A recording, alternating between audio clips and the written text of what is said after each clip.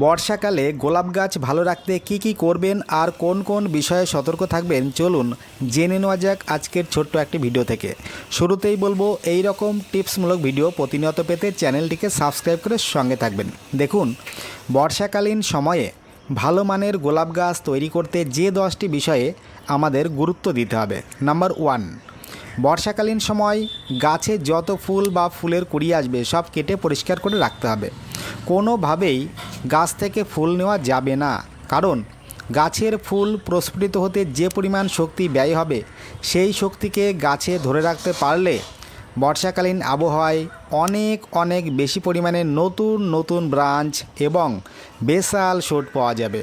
Number 2, বর্ষাকালীন আবহাওয়ায় অর্থাৎ বৃষ্টির মধ্যে কোনোভাবেই গাছের ডাল হার্ড প্রুনিং বা সফট প্রুনিং বা রিপট কোনোটাই করা যাবে না, কারণ এতে গাছের ডাল যেমন ফাঙ্গাস দ্বারা আক্রান্ত হওয়ার ভয় থাকে, সেই সঙ্গে রিপট করলে গাছের মূলের ক্ষেত্রেও একই সমস্যা ঘটার সম্ভাবনা থেকে যায়।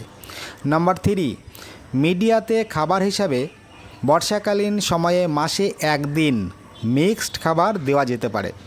এই মিক্সড খাবার হিসাবে 10 থেকে 12 ইঞ্চি টবের জন্য 1 কাপ পরিমাণ ভার্মি কম্পোস্ট, 1 চা চামচ হাড়ের গুঁড়ো, 1 চা চামচ শিংকুচি, 1 চা চামচ গুঁড়ো নিমখোল, হাফ চা চামচ এপসাম লবণ আর হাফ চা চামচ সাব ফাঙ্গিসাইড ভালো করে মিশিয়ে মিডিয়ার ওপর সমান পরিমাপে টবের কিনারা বরাবর ছড়িয়ে খুব আলতোভাবে মাটির সঙ্গে খাবারগুলিকে মিশিয়ে দিতে হবে।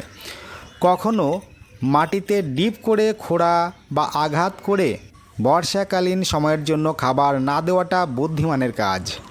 নাম্বার 4, শুকিয়ে যাওয়া ডাল কিংবা রোগাক্রান্ত পাতা নজরে পড়লে তা সব কাটিং করে গাছ থেকে ফেলে দিতে হবে। ডাল কাটিংয়ের সময় চেষ্টা করতে হবে 45 ডিগ্রি অ্যাঙ্গেল করে কাটিং করবার, যাতে সেখানে জল না জমতে পারে। তবে কাটিং করবার জন্য নির্বাচিত কাটার যন্ত্রটিকে অ্যালকোহল, ডেটল কিংবা হাইড্রোজেন পারঅক্সাইড দিয়ে নির্বীজকরণ করে নিতে হবে এবং কাটিং করা স্থানে সাব ফাঙ্গিসাইড ভালো করে লাগিয়ে দিতে হবে।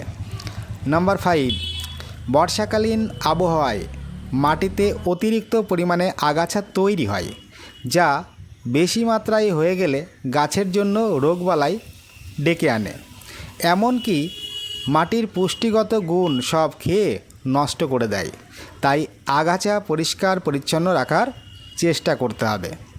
নাম্বার 6, বর্ষাকালীন সময়ে গাছের পাতা যাতে ফাঙ্গাস দ্বারা আক্রান্ত না হয় এবং নতুন নতুন কচি শাখাগুলিতে বিভিন্ন ধরনের মাকড় আক্রমণ করতে না পারে, তার জন্য সপ্তাহে 1 দিন করে 1 লিটার জলে 3 থেকে 4 ml পরিমাণ নিম তেল ভালো করে মিশিয়ে পাতায় স্প্রে করে রাখতে হবে।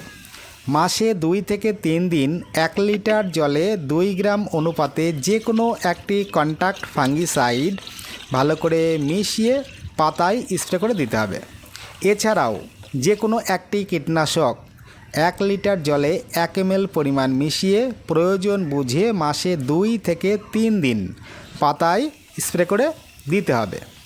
নাম্বার 7, গাছের গ্রোথ দুর্দান্ত মানের তৈরি করতে 1 লিটার জলে 1 ml পরিমাণ মিরাকুলান পিজিআর হিসাবে আর 1 ml পরিমাণ সুপার সোনাটা একসঙ্গে মিশিয়ে কিংবা আলাদাভাবে মাসে 2 দিন গাছের পাতায় স্প্রে করে দিতে হবে।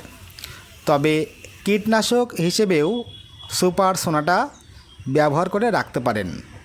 এছাড়াও প্রয়োজন মনে করলে মাসে 1 দিন বায়োভিটা এক্স 1 লিটার জলে 1 থেকে 1.5 ml পরিমাণ মিশিয়ে নিয়ে গাছের পাতায় স্প্রে করে রাখতে পারেন।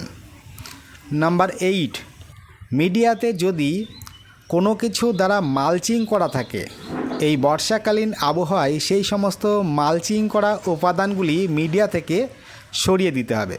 কোনোভাবেই মালচিং করে রেখে দেওয়া যাবে না, তাহলে কিন্তু শিকড় ক্ষতিগ্রস্ত হয়ে যাবে। নাম্বার 9, বৃষ্টি থেমে যাওয়ার পর মিডিয়া থেকে সঠিক মাত্রায় জল নিষ্কাশিত হচ্ছে কি না তা খেয়াল করতে হবে। জল নিষ্কাশন ব্যবস্থা সঠিক মাত্রায় না ঘটলে টবের কিনারা বরাবর একদম নিচ পর্যন্ত কোনো শক্ত দণ্ড দ্বারা 3 থেকে 4খানা ছিদ্র করে দিতে হবে। প্রয়োজনে টবে থাকা ছিদ্রগুলি খুঁচিয়ে জল নিষ্কাশন লাইন ক্লিয়ার করে দিতে হবে।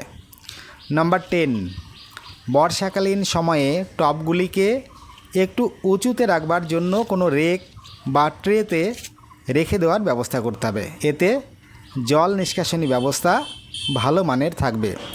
জাস্ট এই কয়েকটি কাজ যদি আমরা খেয়াল করে করতে পারি এবং পরিচর্যার বিষয়ে নজর দিতে পারি, তাহলে এই বর্ষাকালীন আবহাওয়ায় যতই বৃষ্টি হোক না কেন গোলাপ গাছ সহজে নষ্ট হবে না। এমনকি গাছে নতুন নতুন প্রচুর পরিমাণে ব্রাঞ্চ আসবে, যা দেখে মন ভরে যাবে।